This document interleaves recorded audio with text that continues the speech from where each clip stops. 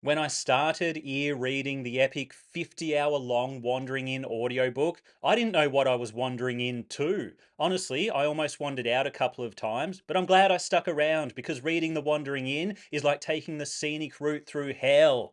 And I mean that as a compliment. No fluff writing advice. Cut the fluff!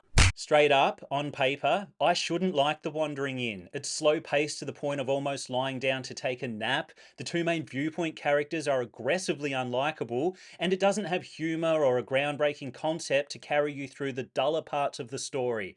But somehow, magically, it works. So let's discuss the good bits of The Wandering Inn before we explore the bad bits like a set of sketchy ruins. Firstly, the transplanted characters, as in transplanted from our world, feel quite natural in their reactions and competence levels. They react to the situation, being in a strange new world, more believably than some protagonists in other series.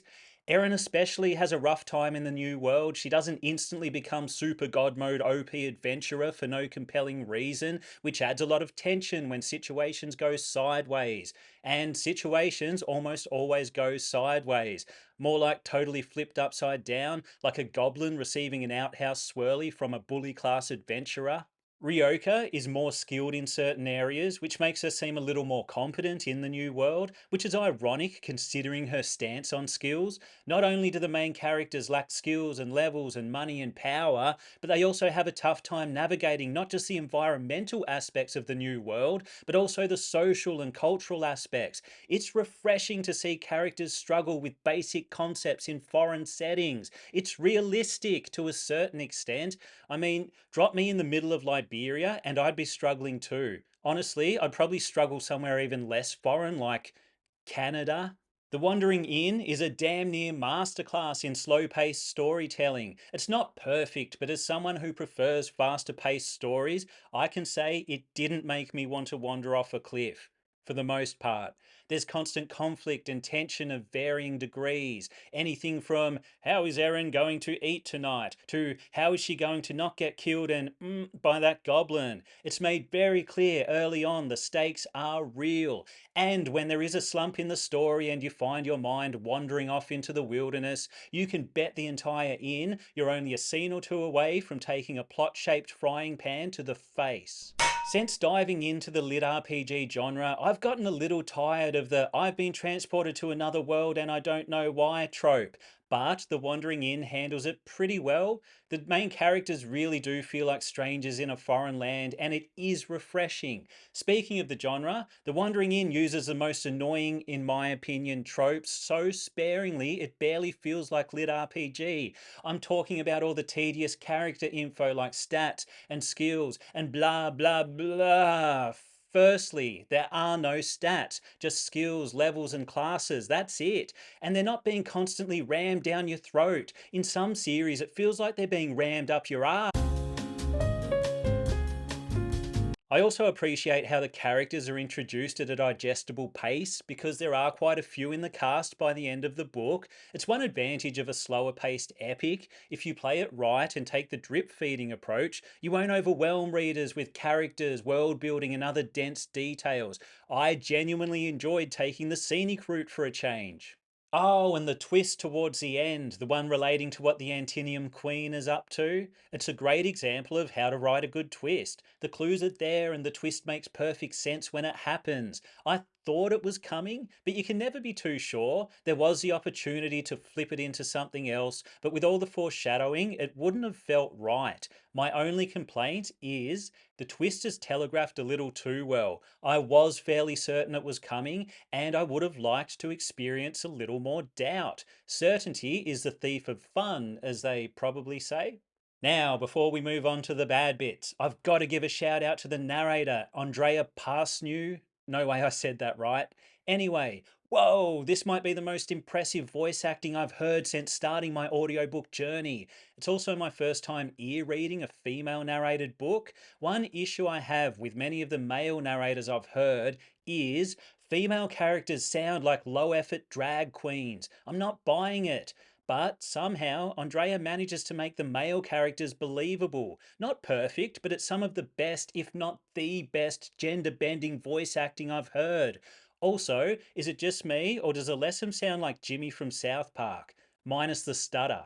Wow, what a great audience. Okay, on to the bad bits of the Wandering Inn. My first point isn't actually a negative for me, but I want to flag it for people who need likable, relatable, semi competent protagonists to enjoy a story.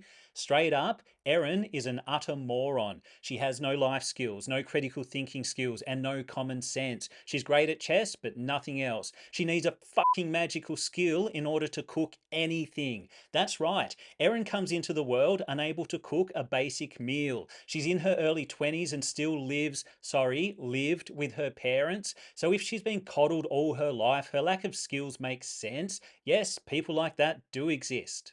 To me, Erin's lack of competence makes her an interesting character, but I can see how she could be a turn-off for people who prefer a certain type of hero-like protagonist. I could be wrong, but I can't imagine a Jason Asano enthusiast enjoying Erin Solstice, or even Ryoka. Yeah, let's talk Ryoka. What can I say? She's a mentally unstable mad woman who needs therapy but has inconveniently dropped into a world where, as far as we know, therapist isn't a class. While Ryoka does have her moments, she's tough to like, but I do appreciate the contrast her chapters provide, even if they're jarring at first, acquired taste and all that. But there is character development there, even character regression. I guess that's the nature of mental illness and life. Can't always be moving forward now, can we? Back to Erin. While I wouldn't say I hate her personality, she has plenty of moments that do make her likable. My fluctuating dislike for her did spike with her treatment of Torrin.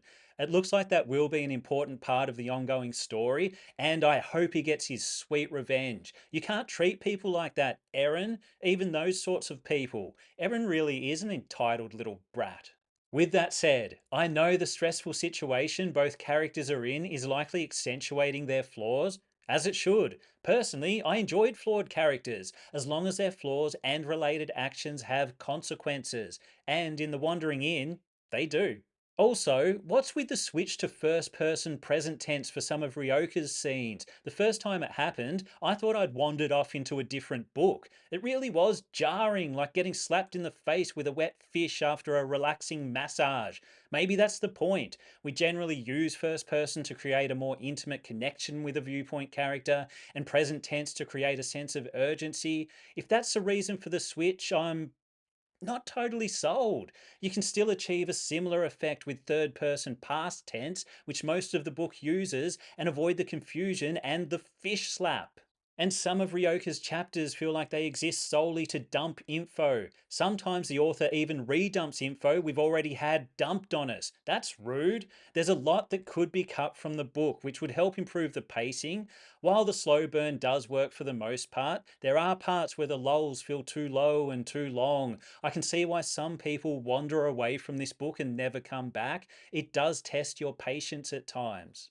However, if you're partway through the book and on the fence about continuing, I say push through. If you think the pace is too slow, during the last, say, 10% of the book, you'll be wishing you had time to stop and take a breath. You'll need a nap. It gets insane. It's like taking not just a frying pan to the face, but many frying pans over and over and over again. Boom, boom, boom, boom, boom. Book one of The Wandering Inn also leaves a lot of unanswered questions. When you're writing a series, it's okay and even recommended to leave some mysteries that flow through to other books, but it feels like at least one unanswered question is super relevant to the plot of this book, but it's just left there dangling. Without dropping any spoilers, I'm talking about the cause of the end chaos, specifically the group who technically cause it. Like, why'd you guys do that? Considering how significant that plot point is to the book's overall story, I thought for sure we'd get some answers. When you're trading in unanswered questions, you need to make sure you're giving the right answers at the right times. Maybe it'll make sense later why that info's withheld, but honestly, I felt a little ripped off, like an off world human after their first trip to the Lascaux market. Yeah, not good. Overall, Piratabas? What's with these pen names? Let's just pick the one that's least likely to be the correct pronunciation and roll with that. Pirateaba's The Wandering Inn is a meandering mess of a story set in a strange and confusing world filled with unlikable, damn near despisable characters, and I give it two thumbs up. If I were Antinium, I'd give it 4. If you enjoyed this video, hit subscribe. If you didn't enjoy this video, hit subscribe anyway and hate watch my content. That's always fun.